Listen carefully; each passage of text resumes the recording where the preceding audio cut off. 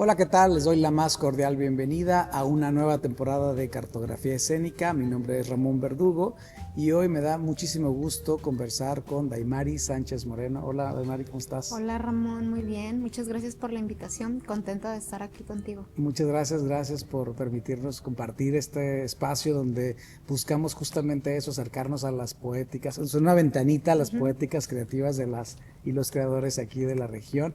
Y bueno, pues nos hacía falta ya esta entrevista para Sí, platicar, ¿no? Hemos platicado de repente por ajá. ahí entre pasillos, pero bueno, hoy nos estamos acercando sobre todo a la perspectiva de la escritura sobre la escena. Digo, a ti te hemos visto haciendo sobre la escena, ¿no? Dirigiendo, pero ¿cómo es ese acercamiento a la escritura? Tú eres licenciada en lengua y Letras. letras, en lengua y Ajá. literatura. Desde que estudiabas ya tenías a la dramaturgia como un camino, lo descubriste en el transcurso, ¿cómo fue ese proceso? Sí. Pues mira, sí, tengo primero que nada licenciatura en lengua y literatura de Hispanoamérica, entonces mi formación fue principalmente eso en letras, ¿no? Historia de la literatura, principalmente de la novela, que suele ser el tipo de género, tanto novela como cuento y poesía, que se cultivan más dentro de las carreras de lengua y literatura, ¿no? Y en el camino siempre menciono cuando me hacen esa pregunta a una maestra que se me olvidó su nombre malamente, pero me dio literatura europea y como hay libre cátedra en la universidad, los docentes en realidad pues tenemos la oportunidad de elegir nuestra bibliografía, ¿no? No hay nadie, digamos, que diga esto o esto no, ¿no? Entonces, esa maestra tuvo la sagacia de elegir puro teatro, Ah, puro teatro. Entonces, todo el semestre estuvimos leyendo teatro europeo, y me fascinó. O sea, no era que no hubiera leído teatro antes, ya había hecho teatro incluso con Fernando Rodríguez Rojero de Ensenada en Tecate, pero la dramaturgia, pues no, o sea, era como que algo que estaba ahí y nada más, ¿no? Entonces, cuando tomo clase con ella, ya había tomado antes talleres libres de actuación en UABC y fue como que el momento, ¿no? En el que se cruzaron, digamos que el gusto por la actuación y por el teatro y posteriormente la lectura de dramaturgia, ¿no? Y digo, todavía pasa un tiempo para que dijera yo, me quiero dedicar a escribir teatro o quiero empezar a estudiar para escribir teatro, pero digamos que ese fue como el punto inicial, primero con Fernando y luego con esta maestra en la carrera que me empieza a seducir, digamos, ¿no? La dramaturgia, sobre todo por la oportunidad que te da de tener un contacto más cercano con el público. Esa es otra cosa, otra de mis reflexiones, que de pronto en novela, en poesía incluso, tu acercamiento con los lectores o quien está leyendo lo que escribes, pues es bueno. principalmente en una presentación de libros, en una feria que te invitan, cosa por el estilo, pero de ahí no pasa. Algo que en el teatro sí tenemos, ¿no? Como dramaturgos, no sé qué tal, bueno, independientemente del proyecto, que de pronto uno se inmiscuye más en otras áreas también. Entonces, eso permite que uno vea la reacción del público, que platiques al final con el público, incluso que dentro de tus propios procesos puedas a ese público que tú visualizas en la sala integrarlo también a través de procesos de investigación.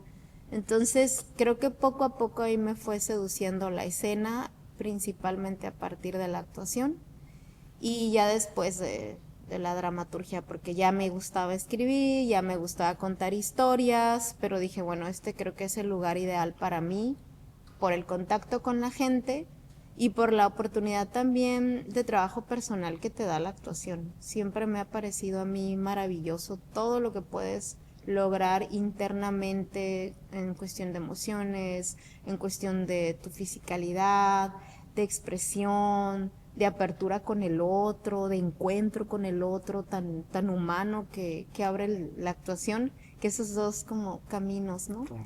Fueron los que dije, estos son, de aquí me agarro y hasta la fecha son mis favoritas.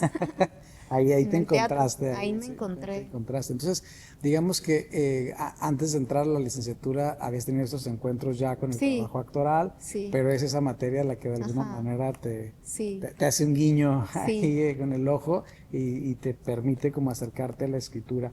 Y justo ahora, digamos, años después, ya como una dramaturga, ¿identificas, por ejemplo, algunas escritoras o autores que dices, bueno, fueron Ellos. responsables de ese guiño tan fuerte con el trabajo de dramaturgia? ¿O admiras el trabajo dramatúrgico de alguien? Sí, de muchos, muchos dramaturgos, ¿no? De los que leí, de los primeros textos que leí de esa época, no recuerdo, bueno, sí, está Juana de Arco, de Anuil me parece, me dejó así impactada. Pues me acuerdo que siempre he sido medio intensita desde niña, ¿no? Entonces recuerdo que cuando lo leímos, pues había este espacio, ¿no? De compartir con la maestra y con el grupo, ¿no? Las impresiones de la lectura. Y a mí me conmocionan los personajes, o sea, cuando leo o cuando escribo algo, me sacuden, ¿no? Y recuerdo que Juana de Arco para mí fue impactante la devoción con la que se entrega por su patria y por Dios, que dije yo, wow, o sea, fue algo muy trascendental en mi vida en ese momento. Y después ya como estudio, ¿no? Empezar a leer y compartir con los alumnos también. Y pues ahí ya vinieron muchos otros, ¿no? Me gusta Susan Lebeau, me gusta por supuesto que Oscar Liera, me parece un dramaturgo extraordinario mexicano, siempre hablo maravillas de él por su poesía dentro del Claro. texto, su capacidad de personajes y lo que hace, lo que le da la gana en el texto, lo Sí. que le da la gana. Yo admiro mucho, mucho, mucho esa libertad que tuvo Liera en el papel y con todo un fundamento también de estudio, porque también estudió letras, ¿no? Entonces, también Wagner Mowat me encanta, también me parece un excelente dramaturgo contemporáneo que rescata la tragedia, Claro. que no le tiene miedo al horror, que el horror es parte de la vida y él lo Claro. expone y lo presenta de una manera descarnada, ¿no? Como la obra esta de Pacamambo. Ujú. Recuerdo a mí cuando me platicaron de ella, que todavía no la había leído ni la conocía, pero que me platicaron la anécdota, ¿no? Y Sí. es que la tienes que leer. Y yo, ¿cómo? O sea, y es para jóvenes Para el público audiencias, sí, joven, sí. sí. Ya cuando la leí, no, pues te sobrecoge, ¿no? Sí, Es claro. una cosa tremenda. Entonces, ese tipo de dramaturgia me gusta, que viene y te deja en un estado así como de impas, Claro. de, híjole, me está sacudiendo la situación que está viviendo el personaje, qué compleja, qué humana. Y creo que ahí es como a lo que yo aspiro cuando escribo, ¿no? Crear ese vínculo con el público en donde perfectamente ambos sabemos qué emociones, qué experiencias, qué memorias, qué contexto social estamos tocando y en el respiro y el silencio nos comunicamos, ¿no? Entonces, sí, por ahí va mucho como el tipo de dramaturgia que me gusta. Igual también, o algo, cosas clásicas, Shakespeare obviamente me encanta. Eh, los griegos, me gusta regresar a los griegos, su manera de trabajar con los arquetipos, con las pasiones humanas que conforman al Sí. individuo y que están ahí como de manera aparentemente separada, ¿no? Con las deidades con las que conviven y todo nos está como proyectado de fuera de ellos. Todo eso me fascina, me encanta toda esa área. Oye, por los textos además que dices, también las estructuras, ¿no? Porque luego Sí, muchas veces hay una exploración en términos de escritura dramática y decimos, ah, es súper novedoso. sí, Y volteas a los griegos, volteas a Oscar sí, Liera, que dices, a ver, sí, esto sí, hace tantos años y no había quienes no le temían a explorar una totalmente. escritura, pero una escritura además con una solidez, Sí, que no es una escritura, digamos, de una ocurrencia sí, solo por hacerlo, ¿no? Sino que hay así es. una estructura detrás de Sí. de esa innovación, ¿no? Que eso Yo es muy suelo interesante. regresar mucho a los clásicos porque tengo varios años dando seminario de análisis de textos dramáticos en la Facultad de Humanidades y los clásicos me sirven mucho para estudiar principios del drama. Y cuando estudio con mis alumnos autores, por ejemplo, como García Lorca, Ujú, me maravillo y digo, wow, Lorca, ¿no? Que claro. era músico, era titiritero, era dramaturgo y tenía una claridad sobre las estructuras, sobre lo que se puede dar en un dueto, a un soliloquio, a tener ya todo el coro de actores ahí, cómo te va dosificando la información, cómo lo que no se dijo o quién lo dijo, quién estaba presente, quién no. Ay, no, una maravilla, ¿no? Que también es como este otro teatro realista más clásico, pero que disfrutas muchísimo cuando regresas ya con un ojo crítico a ver lo Claro. que lograban. Sí, hay una arquitectura, ¿no? Sí, Detrás del texto, solidísima, muy muy, muy, sólida. muy inteligentemente, acabada, pensada. Y seguramente con un grado también hacia un aspecto, pienso yo, en donde se aventuraban y tenían dudas, ¿no? Pero que con el paso del tiempo, pues como que se logró, ¿no? Y sí, o sea, apuntalaron correctamente esa parte, ¿no? Porque Sí, creo que el creador siempre tiene eso, ¿no? claro. Dejas como, hay un espectro siempre en donde no sabes, en donde está también la duda o Sí. la innovación y no sabes cómo lo va a recibir la posteridad, ¿no? Pero eso, sí. Claro, porque al final del día, cuando uno escribe, uno dirige o algo, no estás 100% seguro Sí, de cómo eso va a ser recibido, ¿no? O si no es una fórmula que estás repitiendo, al sí, contrario, dejas ese hueco para que también veamos qué sucede, ¿no? Como si fuera sí, un espacio vacío sí, que viene a llenarlo o el público o la posteridad, como así dices, es. ¿no? Y de ahí me ahorita que decías, por ejemplo, de Lorca y eh, trabajo con la música, con los títeres, con otro tipo de acercamiento al teatro, ¿no? O de vínculo con otras artes relacionadas, por ejemplo, con el texto. Tú también eres musicoterapeuta, ¿no? Sí. ¿Cómo ha sido este camino, digamos, entre la escritura y la musicoterapia? ¿Crees que de alguna manera han sido dos caminos que se han Que se encontrado, se han enriquecido? Yo creo que se han encontrado en mí, como que caminan dentro de mí así como dos ríos, ¿no? Sin embargo, no es un área que haya explorado en conjunto todavía, o sea, no las he unido. Es como, de pronto yo creo que el teatro se encarga dentro de los múltiples temas a tratar del drama humano, del sufrimiento humano, ¿no? Pero eso, del drama humano per se, con todo lo que conlleva, ¿no? Y en mi trabajo de sonoterapia yo trabajo exactamente lo contrario, en salir del drama humano para encontrar paz interna. Entonces es como mi manera de atravesar la tierra sin decir no soy humano, porque también vivo todas estas emociones, me preocupan las mismas cosas, me asusta también la muerte, todo eso que nos vuelve humanos y que nos hace cercanos. Pero a la vez también otra parte de mí que dice, bueno, también quiero tener como una casa interna tranquila, pacífica, en paz, ¿no? Porque también en el teatro se mueven mucho las emociones, ¿no? Claro, Tras de la actuación y todo, y de pronto puede volverse una vorágine así peligrosa. Entonces, están como estas dos áreas. La música siempre me ha gustado, o sea, creo que recuerdo cuando estaba haciendo la maestría en investigación en artes escénicas, le decía a mi coordinador, que por cierto descansa en paz porque acaba de morir Octavio Rivera Krakowska, también un investigador teatral importantísimo en nuestro país. Y recuerdo que yo le llegué a decir a Octavio, le decía, Octavio, es que yo creo que yo erré, yo debí haber estudiado música. Y me decía Octavio, mira, Daimari, estás joven todavía, acaba la maestría y luego te metes a la licenciatura en música. Haz todo lo que quieras mientras puedas. Entonces fue como mi manera, ¿no? También el aspecto de la psicología, la psicoterapia me había llamado la atención. Entonces de darle ese espacio en mi vida que era tan importante y lo hice a partir del canto, no de instrumento musical, sino del canto que ya tengo varios años estudiando. Y fue así como que llegaron, ¿no?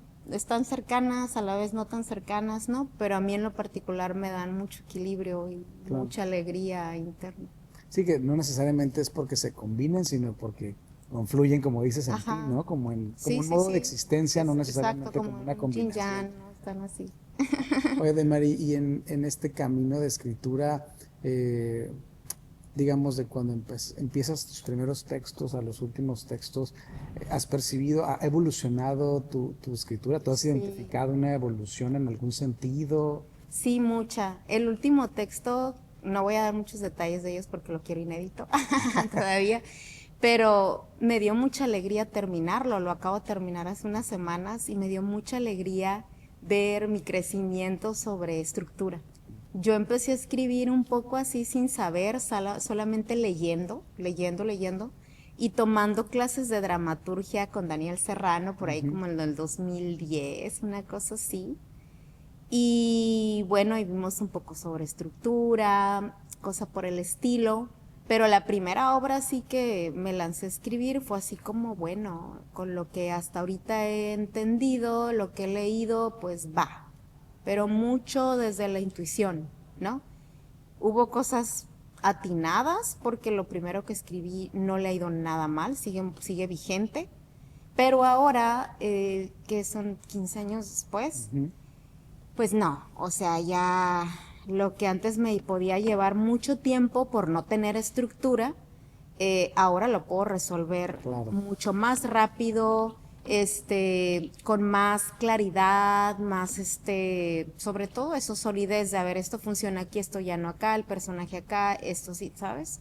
En lo que concierne a estructura de personaje, a la estructura misma del texto, y incluso también permitirme avanzar. Yo creo que siempre es lo del espectro que decía, creo que es importantísimo como creador siempre, a ver, esto ya lo domino, ya lo he visto en muchos otros, pero yo quiero, ¿qué quiero Claro, abonar? que sí. Siempre tengo como memoria ahí a Bertolt Brecht, porque Brecht viene y cambia la dramaturgia y la manera de hacer teatro desde el papel, ¿no? O sea, y eso a mí se me hace, pues, loable. Entonces digo, a ver, de esos grandes maestros que hemos tenido, que hemos leído, ¿qué podemos tomar? Y a mí Brecht me deja cada obra que escribas, Dai, eh, ¿dónde te vas a arriesgar? ¿Dónde vas a proponer? A lo mejor alguien ya lo hizo en otra parte del mundo, pero resulta que ahorita tú no lo has leído y no sabes que existe, Claro. pero, o sea, entonces propone algo nuevo en tu dramaturgia. Y en este último texto que escribí, me animé un poquito a entrar al guión cinematográfico y mezclar ambos lenguajes, ¿no? Me interesaba ver qué podía pasar en la dramaturgia comunicándome desde un lenguaje audiovisual y eventualmente veremos cuando ya se lleve a escena, ¿verdad? Claro. ¿Qué pasa? Pero jugar, porque como Liera lo hacía, creo que siempre tenemos que darnos esa libertad de que el papel está ahí, es cancha abierta, los maestros sí los hemos leído, sabemos qué han dicho, pero sobre eso, ¿hacia dónde podemos caminar? Sí, Claro, al final es lo que te permite pues avanzar, sí, crecer y sí, llegar a otros horizontes, ¿no? Y retos, repetir fórmulas de alguna manera sí. es un reto que te lleva siempre a otro punto. Y en esta de trayectoria de escritura dramática, ¿identificas algún común denominador o comunes denominadores? Como que dices, sí, identifico ciertas cosas, líneas, temáticas, no sé, puntos. Los temas, aunque sí ha variado un poco, últimamente la historia de vida como tal, o sea, como método de investigación de la antropología, a mí en lo particular se ha vuelto como un recurso que utilizo mucho. Lo he utilizado en los últimos trabajos que he hecho, por lo menos, yo creo que en todos los he utilizado, solamente ha variado la manera en que los utilizo. Ujú. O sea, puede ser recopilación de testimonios, por ejemplo, un proyecto que ya tiene rato por ahí que sacamos en 2019 que se llama Casa, Breviario de una Mirada, que trata un tema muy común pero muy doloroso, que es el duelo por la muerte de un hijo. Entonces ahí, por ejemplo, una parte fundamental de ese trabajo que no tiene texto, es una partitura física con música en vivo, fue la recopilación de testimonios de madres que hubieran atravesado, que ya hubieran vivido un duelo de este tipo. Entonces ahí vemos historia de vida, ¿no? Luego, por ejemplo, en ¿por qué la gente recordará a mi padre? Pues ahí es un trabajo autoetnográfico, la historia de vida cruzada. Este es ese relato de vida cruzado entre mi papá, un hermano, una prima, yo, ¿no? Entonces, esa es una constante. Y también en este último, que el innombrable, no hay una historia de vida así tan visible, pero tiene también muchos tintes biográficos. O sea, siempre está esa constante, porque así como decía que a mí la actuación me gustó y me sobrecogió mucho la primera vez que me subí a un escenario por lo que implicaba para mí internamente, también la escritura, o sea, siempre para mí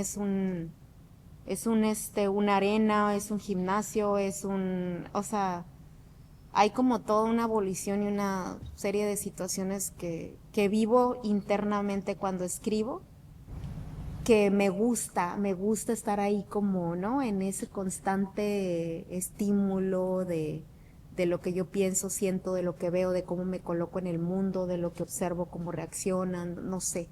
Entonces, en ese sentido, como que siempre lo biográfico, siempre termina algo muy propio estando ahí presente. Y el recurso de historia de vida que me encanta. Yo siempre les digo a los alumnos, o más de una vez se los he dicho a mis alumnos en la Facultad de Artes, que le digo, es que a mí me sigue sorprendiendo mucho las tramas complejas que la vida misma crea sin necesidad de un dramaturgo. Sí. Claro. Entonces, Sí, sí, la verdad.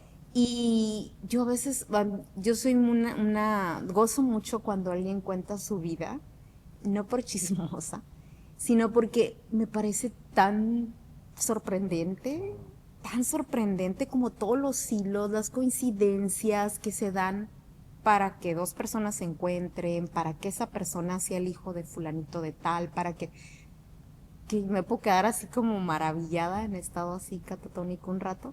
Entonces de ahí viene también ¿no?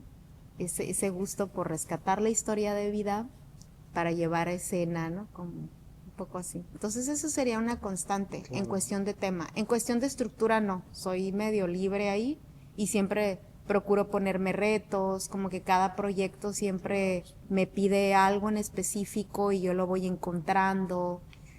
Me gusta mucho también, obviamente yo creo por mi formación en letras, el jugar no solo con la estructura que va a sostener la historia, sino en el papel también, la arquitectura textual, como en los textos para niños, en la literatura infantil y juvenil, y todo esto que heredamos de las vanguardias europeas, de la poesía visual, todo esto, los caligramas y demás, a mí me gusta mucho.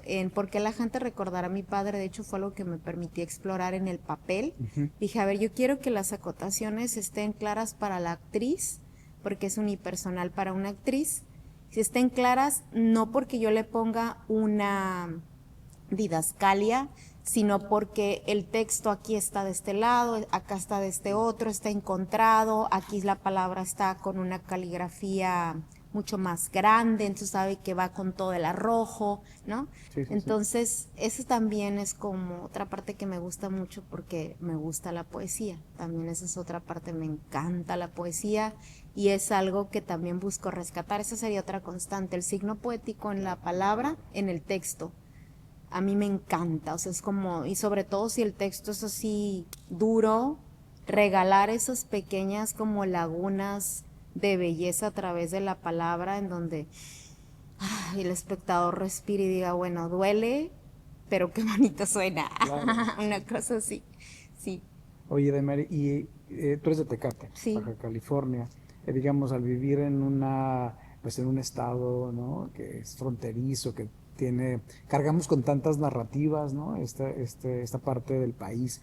¿Crees que eso ha influido en tu manera de escribir? ¿O en realidad ha sido una condición de existencia de somos fronterizos y escribo desde ser fronteriza? Sin necesidad de, incluso pensando como en temas, ¿no? Sino cómo la frontera o cómo este estado crees que ha influido en tu trabajo. Yo creo que mucho.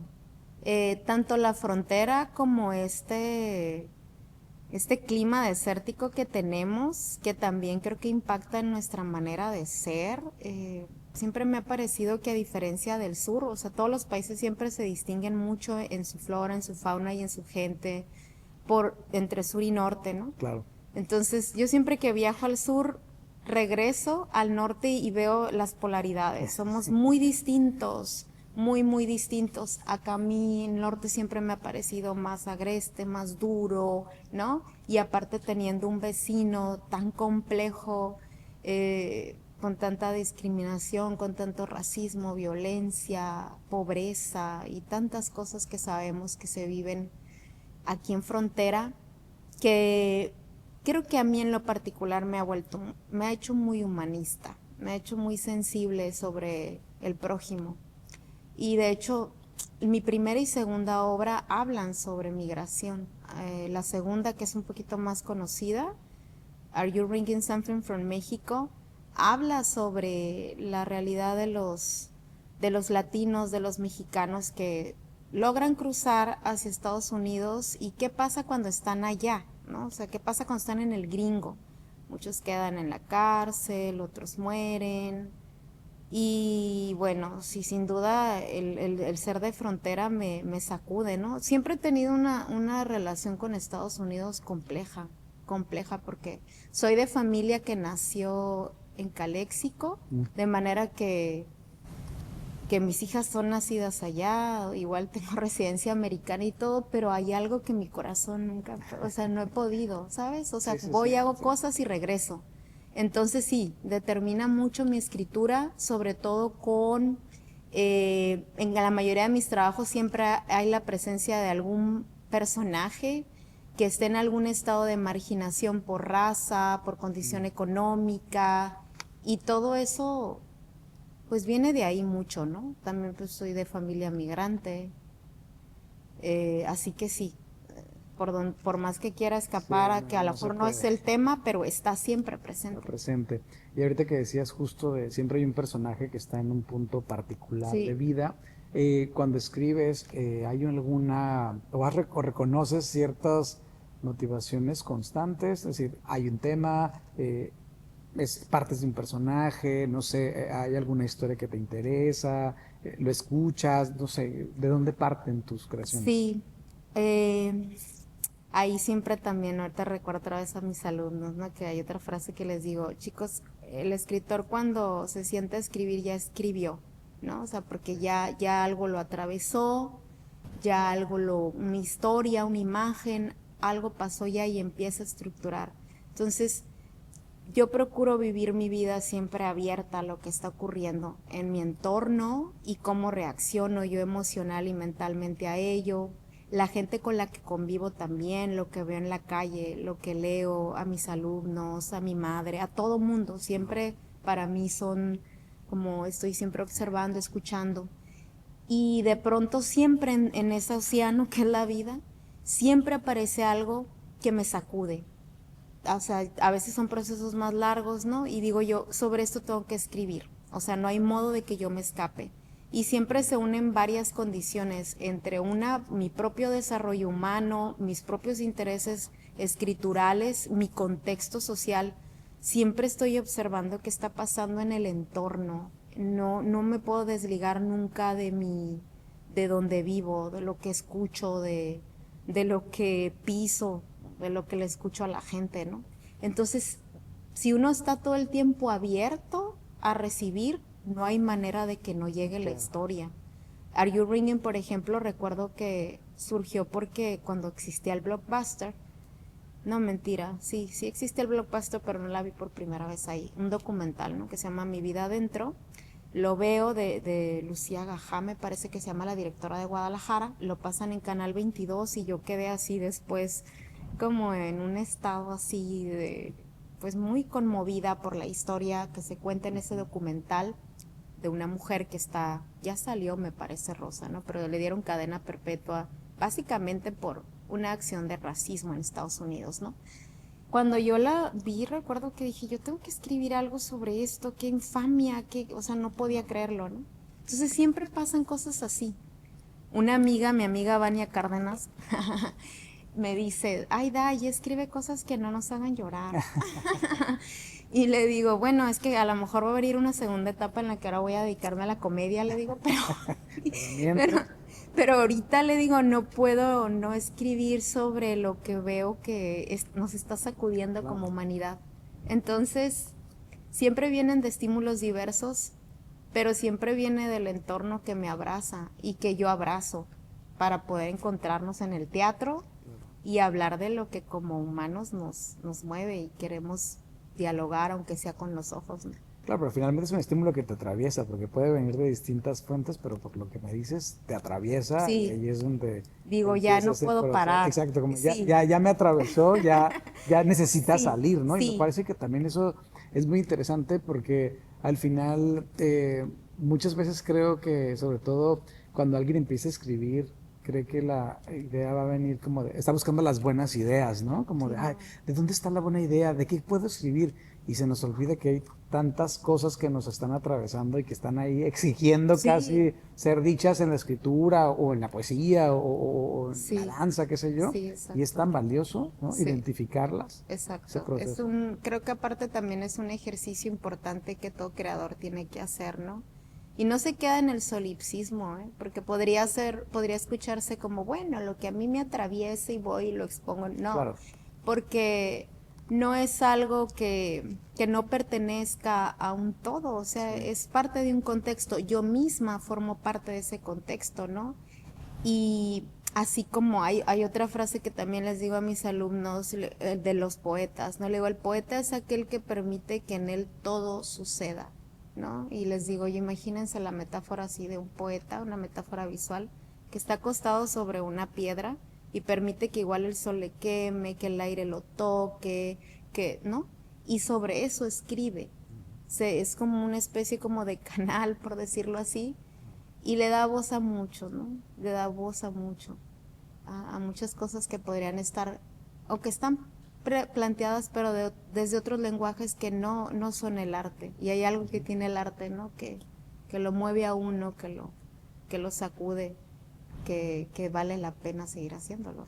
Y después de estos estímulos, de que algo te atraviesa, ¿cómo es el proceso, digamos, formal? ¿Consideras importante tener Sí, metodologías? ¿Tú tienes sí. metodologías? ¿Has ido construyendo, descubriendo en el transcurso de tu camino? Sí, también soy muy... Me gusta mucho leer sobre teoría dramática. Bueno, ya comentaba hace ratito, desde hace ya algunos años, doy materias principalmente relacionadas con la teoría dramática, tanto en la Facultad de Artes de la Universidad Autónoma de Baja California como en la Facultad de Humanidades y Ciencias Sociales. De manera que, al menos en los últimos trabajos, la teoría siempre está ahí presente. Me pongo retos, leo bastante, me cuestiono cosas, me gusta también igual ver cine o escuchar música o ver pintura, ¿no? Y cómo hago dialogar como estos diferentes lenguajes en el papel. Y siempre hay varía dependiendo la estructura que trabajo, dependiendo el tema y a lo que quiero llegar con ello. Por ejemplo, casa, el trabajo que mencionaba hace rato, yo no quería hacer un texto. Dije, quiero trabajar solamente, bueno, sí texto, pero texto escénico. Quería una dramaturgia escénica sin texto, que no hubiera, bueno, mejor dicho, que no hubiera palabra, Palabras. ¿no? Y de hecho es una partitura, no hay como tal un texto dramático, ¿no? Y era para trabajar también con una estructura aristotélica, porque yo empecé, como decía hace rato, a escribir un poco sin saber mucho. Entonces, quería ponerme el reto de escribir una obra así como la plantea Aristóteles en la Poética, con una unidad de acción muy clara, un planteamiento muy claro, un conflicto muy claro y una resolución del conflicto muy clara, así, ¿no? No hay duda, que un niño te lo entiende y te lo entiende el adulto y todo el mundo aunque nunca haya ido al teatro. Y dije, bueno, como también era un primer ejercicio de dramaturgia escénica, dije, bueno, pues va bien Aristóteles también para no ponérmela tan complicada yo. Entonces ahí, por ejemplo, fue ese reto. Y sentí que lo logré bien, o sea, era lo que quería y está redondito. Y en los casi que las 24 horas, que aunque no dice Aristóteles eso como tal, mucho tiempo se le atribuyó, ¿no? Entonces ese proceso y me dejó contenta como ejercicio dramatúrgico. Por ejemplo, en Por qué la gente recordará a mi padre, yo quería trabajar algo más bien autoetnográfico, ¿no? Que es trabajar con investigación de historia de vida, una historia de vida una historia de vida, un corte así etnográfico, pero que al que tú pertenezcas, al mismo campo, a la misma aldea, ¿no? Y ahí yo sí me permití un poco hacer lo que medio me daba la gana, ¿no? Pero lo trabajé muchísimo para que se pudiera amalgamar dentro de una historia de una mujer que escribe y que empieza a sacar como que todas sus memorias. Entonces es un juego como esta imagen de la mano que está dibujando y mientras dibujas está dibujando a sí misma, ¿no? Esta imagen. Claro. Eso quise hacer yo porque la gente recordará a mi padre tanto en el papel como en la escena. O sea que mientras la estás contando, la estás escribiendo y este juego cíclico que los dramaturgos vivimos o que uno como dramaturgo podría vivir cuando escribe, porque cuando escribe historia de vida, Claro. ¿no? Porque estás jugando con tu propio material o la idea de que tuviste, de lo que viviste y cosas por el estilo. Y ahí también metí textos poéticos, lo que decía de la arquitectura textual. Dije, yo quiero que sea un libro bello, o sea, que igual se disfrute leyendo, que la gente cuando va al teatro. Entonces jugué mucho con él. Yo creo que ese es uno de los textos que más tiempo le he dedicado en estructura, porque al principio eran muchas páginas de mucha autoentrevista y de entrevistas de otras personas que yo había entrevistado para la redundancia, para la obra, y al final fue, a ver, ¿cómo vamos a acomodar esto? El gran reto, ¿no? El gran reto para volverlo unipersonal, quiero que sea sencillo hasta cierto punto de contar, que sea una obra que sea fácil de mover, quería que fueran también, no quería más de un actor. Entonces, como que cada proyecto sí me pregunto mucho, me cuestiono mucho qué quiero y qué retos me voy a poner como dramaturga. Entonces, cada obra me obliga a hacer un proceso creativo, a reinventarme. Claro. Y diría el reto, eso también me gusta mucho, ¿no? Así es. Esto de la autoentrevista o la entrevista o la recopilación de testimonios, al final también resulta una herramienta Sí, metodológica, sí. ¿no? Para Así es. ir, por ejemplo, en casa, como dices, esta recopilación de Sí. testimonios o lo que pasó en Porque la gente recordará a mi padre, de pues una autoentrevista, al final es una manera de construir material, ¿no? Así es. ¿Cómo haces después para encontrarle justo la síntesis o cómo tejes todo ese material que sobre todo cuando se trabaja desde una perspectiva de compilar testimonios o de entrevista, generalmente arroja muchísimo material, ¿no? Sí. ¿Cómo haces ese proceso de síntesis? Es decir, ¿a qué obedece? ¿Cuál es el eje rector o qué faro te guía en ese camino creativo? Digo, me imagino que cada proceso es distinto, pero ¿hay algo que sientas que puede ayudarte a comenzar a trabajar en ello? Sí. Por ejemplo, en ese trabajo en particular me apoyé mucho de mi experiencia actoral, porque al ser un unipersonal me iba dictando el ritmo del texto. Ya. Entonces al principio eran muchas entrevistas que tenían este diamante en bruto de la oralidad, que te crea el personaje único e irrepetible en el mundo, ya construido per se, porque pues es una persona que te está compartiendo su historia, pero eso no necesariamente se va a sostener en el teatro. Claro. De hecho, en la mayoría de los casos no se sostiene.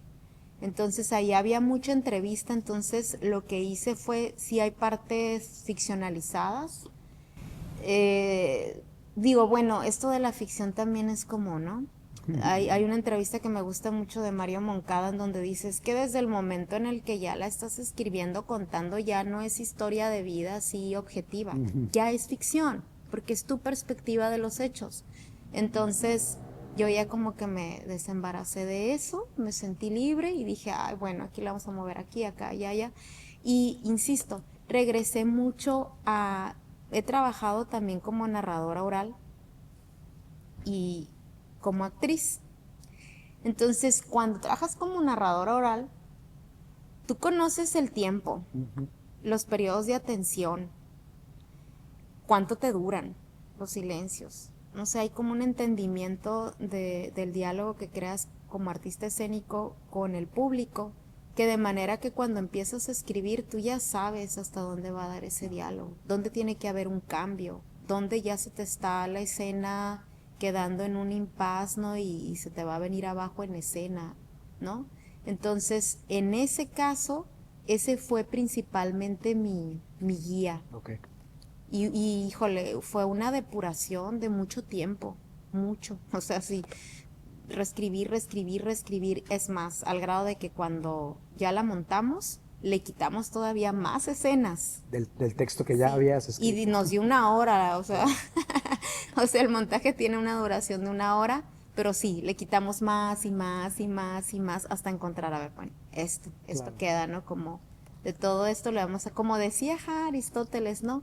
La obra tiene que ser tan concisa y tiene que tener solamente los elementos necesarios, de modo que si tú quitas algo, se tiene que caer todo. Claro. Entonces, así fue el trabajo con por qué la gente recordará a mi padre, porque sí había mucho material, que es yo creo que lo que le pasa a los etnógrafos también, a los antropólogos, ¿no? Cuando hacen trabajo de campo, cosa por el estilo, recolectan un montón de entrevistas, un montón de información y para hacer su monografía tienen que tirar el 90%. No lo tiran, más bien no está ahí. No está. Entonces no cabe todo, ¿no? Sí. Al final del día. Ajá, eso fue un poco ahí. En esa obra. En esa obra. Y bueno, pensaba que también es como, casi como la escritura de un poema, ¿no? Que también es afinar, afinar, quitarle, dejar, y cuando ya termina un poema... Tiene que quedar ahí como, quedó, como, ¿no? Como la joya prístina. Exacto, sí, no le sobra nada, Ajá. no le falta nada, pero cuántas veces... Como un escultor. Exacto, ¿no? ¿Cuánto se tardó para llegar a ese momento así de preciso? Pero pues pasa mucho tiempo. ¿Cuánto tiempo tú le dedicas a escribir un texto? ¿Te pones periodos, lo dejas en un periodo libre? ¿Cómo es ese proceso? Casi siempre lo que hago, qué mañoso se va a oír esto, pero puedo ser de procesos muy largos porque soy medio perfeccionista y como que hay un montón de condiciones que digo para que se cumplan. Entonces a veces cuando ya me estoy tardando, lo que hago es que busco una beca. Una meta para que se pueda para que me den un deadline y yo sé que, claro. Pues como soy responsable, sé que yo voy a cumplir sí o sí. Claro. Es muy chistoso eso, pero... Bueno, igual también he hecho otros trabajos en donde nadie me ha apurado y no he tenido beca y lo hago libremente, ¿no? Pero sí suelo ser de procesos largos, porque los veo muy intensamente aquí en serio. Sí. Me comen la vida. Por ejemplo, este último trabajo, del Innombrable, lo empecé yo creo que como en pandemia, pero a jugar, porque es teatro para niños, a jugar con mi hija y a crear yo un personaje que es el personaje principal y con ella y juegos en casa, muy lúdico el asunto, incluso hasta tareas con ella. Y así fueron apareciendo los personajes, poco a poco revelándose la historia. Soy muy introspectiva, así que además los sueños siempre forman parte importante de mi escritura. Entonces, como que soy de procesos muy orgánicos. Pero también llega el momento en el que digo, a ver, Daimari, ya, o sea, eso se tiene que terminar, claro. Hay que darle forma, ya no lo podemos dejar así ad libitum y así. Entonces, han variado, todos son variados, pero sí suelo tardarme. Y estoy bien así, no, claro. Es como hasta este momento no me siento obligada a estar produciendo. Claro. Si no siento que las condiciones que para mí son importantes para crear no están dadas. Eso me imagino que te permite pensar que ese punto final es mucho más consciente, ¿no? Como mucho más certero de decir, ok, sí llegó el momento ya de ponerle un punto final. Que si hicieras un trabajo de producción constante. constante que luego más bien se convierte en una cosa como de oficio, Sí, o yo creo que nada viviría más muy uno tras triste otro, la ¿no? dramaturgia si la hiciera así porque siento que dejaría una sensación así como de tengo muchos hijos regados, inacabados por el Claro, mundo, monstruitos de 3 meses y 7, claro, viviendo como si hubieran tenido un embarazo completo, algo claro, así, sí, sí, sí, sí, una que no cosa así. logró hacerse realmente con un cariño y Ajá, un amor, sí, ¿no? algo así. Hoy te ha tocado procesos de reescritura, es decir, un texto que cerró, incluso se publicó, bueno, ahorita me cuentas que por qué la gente recordará a su padre, tuvo un fin editorial y después pasó a montaje y se cortó, pero has hecho procesos de reescritura como de un texto que pasó hace años y luego lo revisitaste y dijiste, Pues ese, justo ese, ese porque la gente recordará a mi padre, además de que le quitamos páginas, pues es codirección con Briseida López Insunza.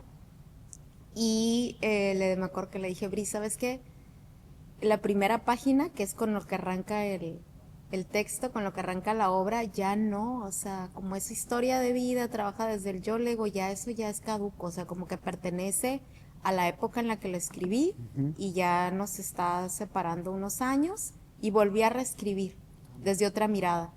Ese primer, de hecho, bueno, en la edición que hay ajá, de por qué la gente recordará a mi padre de la Secretaría de Cultura está la anterior, pero ahorita estoy en planes de se agotó el libro y quiero volver a sacar una edición ya de manera independiente y en esa va a haber cambios, o sea, ya esa, por ejemplo, esa primera página va a ser otra, claro, que además me gusta porque también los cambios que hice corresponden a otra visión de la historia, ¿no? En términos sobre todo de lo femenino, de la figura de la mujer. Porque es mucho esa historia como llevar a la hija a que cuente la historia de un papá lastimado y a la vez también llevar a la hija a confrontar con la historia de otras mujeres que por codependencia se quedan mucho tiempo con la pareja en donde no funciona la relación y terminan dañando a la siguiente generación. ok, Entonces, ahí plantea al inicio un poquito como ese espectro, ¿no? Como de, viene así la hija un poco como,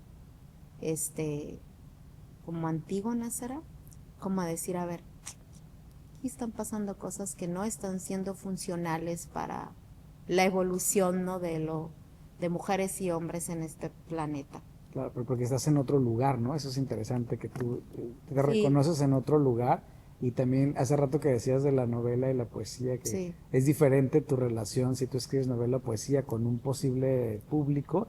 Qué maravilla que en la dramaturgia digas, sí, hay otra, estoy desde otra mirada, ajá, creo que hay otra sí, pertinencia si lo hago desde otro ángulo, sí, que luego no te lo permiten otros géneros, ¿no? sí. Que eso es algo como muy interesante de tener Yo recuerdo a dramaturgia. José Emilio Pacheco, que en paz descanse, que en una entrevista decía, o sea, que él, por ejemplo, bueno, sus libros, pues fue un poeta muy multipublicado y demás, con varias reediciones de sus poemarios. Y recuerdo que en uno dijo, es que yo cada vez que me proponen volver a reeditar, yo jalo el libro y me Que va a seguir. encierro y le quito y le pongo, porque está este gusto, ¿no? Sí, De que todavía puede estar mejor, claro, todavía puede ser más puntual y puede dar más a los lectores. Entonces, en mi caso, es al público. Ujú. claro. Y además es pues un ente vivo, ¿no? Y la sociedad cambia, el momento cambia, los Sí, públicos cambian y eso te da esa opción.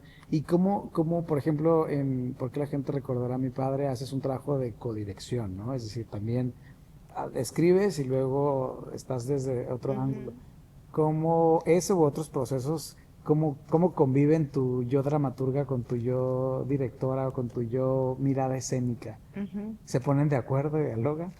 Sí, sí, la verdad que sí. Eh, Creo que como todo creador, independientemente de la disciplina que ejerza, el juego es algo importante en mi vida. No puedo desligarme de ello. Entonces, cuando creo, ya sea porque estoy armando una dramaturgia o porque voy a estar como actriz, pero casi siempre me mezclo en los proyectos, así como que siempre tengo más de un rol y nunca dirijo algo que yo no escribo. No puedo. Es raro. Entonces, cuando estoy trabajando un texto, yo suelo jugar mucho sola. pues trabajo con una directora, pero cuando yo me veo con la directora en el ensayo ya para empezar a montar, yo ya trabajé en mi casa. Yo ya estuve en mi casa jugando, yo ya estuve en mi casa explorando, yo ya estuve en mi casa grabándome, y ahí es donde empieza la codirección y empieza también el trabajo actoral y empieza la mirada, ¿no? Escénica, lo que quiero encontrar, la imagen, ¿no? Entonces, esa es una parte importante para mí. De hecho, me gusta mucho. Y obviamente siempre dejándola, por ejemplo, con Briseida disfruté mucho toda esta parte física, expresión corporal, su manera que tiene como de compartir la historia desde el cuerpo, o desde imágenes también que proponía, o de cómo tocar un objeto, etcétera.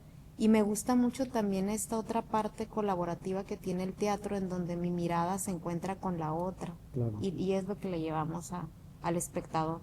Entonces, gozo mucho, y la manera en la que hago el diálogo es, me encuentro con la codirectora, ahí nos arrojamos al vacío creativo ambas, y de ese vacío creativo yo me lo llevo conmigo. Y allá en mi espacio sigo creando. Y luego regreso y le digo, mira, encontré esto. ¿Cómo lo ves? ¿No? Y ahí vamos tejiendo. Claro. Entonces, y como actriz, pues, en el caso de por qué la gente recordará a mi padre, pues muy disfrutable. Eso es un trabajo así muy transformador, porque pues es una historia que me toca desde muchos lugares, y poder nombrarlo ahora para que sea, para que tenga un lugar en el espectador, lo escuche, lo piense, pues tiene también muchos retos, y me permite a mí también salirme de la historia. Claro. Y verla desde otro lugar, ¿no? Entonces es un poco así. Oye, y por ejemplo, justo en un proceso como ese, ¿cuándo tomas la decisión de escribirlo? ¿No? O sea, ¿cuándo tomaste la decisión de escribir? Porque la gente recordará a mi padre. ¿Cómo inicia ese proceso? ¿Cómo Ajá. se gesta la idea de llevarlo, pues primero a papel y bueno, posteriormente a escena, pero a papel? ¿Cuándo decides eso? Fue cuando, bueno, hice maestría en investigación en artes escénicas, que eso también va a ser muy determinante para mi manera de escribir, porque también hice seminario, recuerdo, de etnografía en la maestría en antropología. La investigación me gusta mucho, y para mí era como siempre importante que todo lo práctico tuviera un sustento teórico de investigación. O sea, creo mucho en esos procesos en donde uno tiene mucha conciencia de lo que está haciendo y hay un fundamento claro de por qué está esa taza o por qué dijo esto el personaje.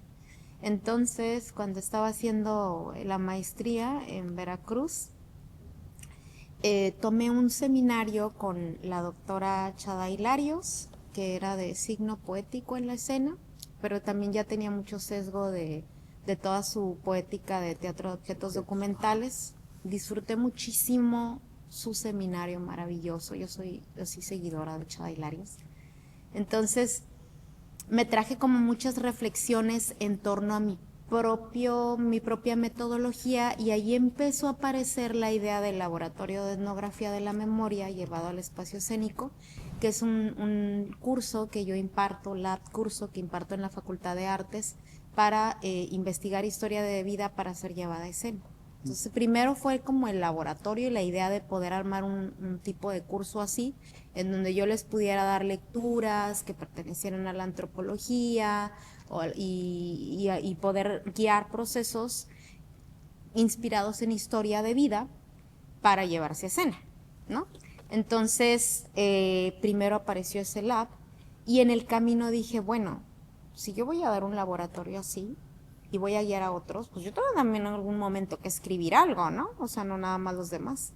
Empecé a dar primero el laboratorio con la idea de en algún momento trabajar algo mío, y era porque la gente recordara a mi padre, porque fue lo primero que le puse el título. Y empezó a caminar conmigo porque la gente recordara a mi padre, con ideas, con bocetos, cosas así. Y empecé con el laboratorio, regreso acá a Baja California, lo empiezo a impartir con también, que descanse en paz, Pilar Silva, en Tecate, en CEART, y empiezo a trabajar con chicos interesados en historia de vida, y guío muchos, o sea, van varios proyectos ahí sé cuántos ya, pero van bastantes. Después migra a la Facultad de Artes. Y en ese proceso de ir acompañando dije ya, o sea, Daimari, ya siéntate, sobre todo porque en esos procesos te abres mucho, compartes mucho, cosas muy, muy, muy personales, y decía, bueno, pues si estoy también aquí compartiendo y permitiendo que otros se abran conmigo de esta manera, creo que como una responsabilidad ética y también artística, yo lo tengo que hacer. Y fue cuando empecé con Porque la gente recordará a mi padre y apliqué la de la beca. Una beca para que tengas deadline, Daimari. Y pues así fue como surgió, Porque la gente recordará a mi padre. Dije, ya, ponte a escribirla. Fue con un PECTA de Baja California.